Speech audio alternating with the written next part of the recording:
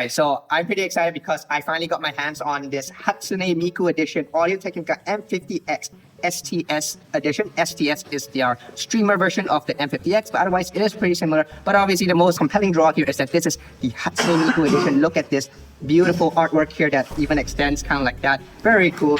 But of course, we're not here just for the box, even though this is a very nice box. We're here for the headphones. Now, this headphone, it runs, I think, for 320 Canadian, and this is 350 Canadian. So you're paying like a $30 premium, which honestly isn't too bad for this, really unique kind of colorway, right? I have it on good word from my friend who informed me that this is the classic Hatsune Miku teal colors. So very, very nice. So the other thing that's different from this, from the regular M50X, is that it has a different set of pads. So it uses these sort of fabric pads here. And if you didn't know, pads completely change the sound of your headphone. So this will change the sound of your headphone.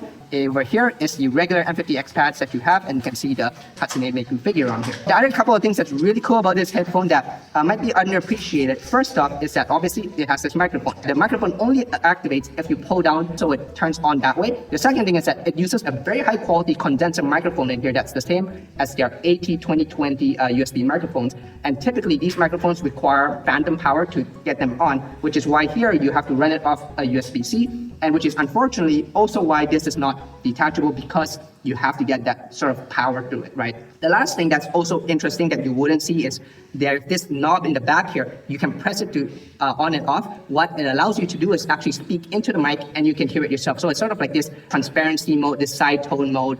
And honestly, it is actually really high quality from what I can hear. I'll get into the sound quality a bit, but one thing that I wish they made it a bit louder. That's the only thing I find myself maxing it out a bit. Anyway, in terms of sound quality then, if you didn't know, the M50X does not have a great reputation in quote-unquote hi-fi circles.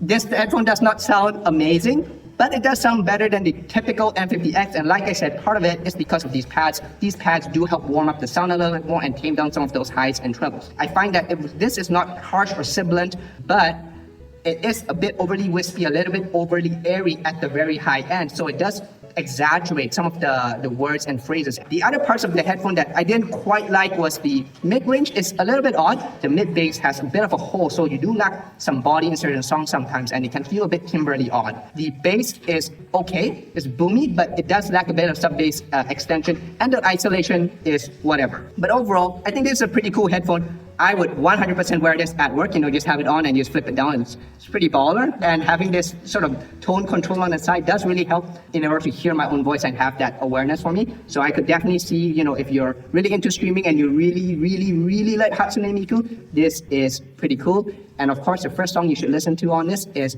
The World Is Mine.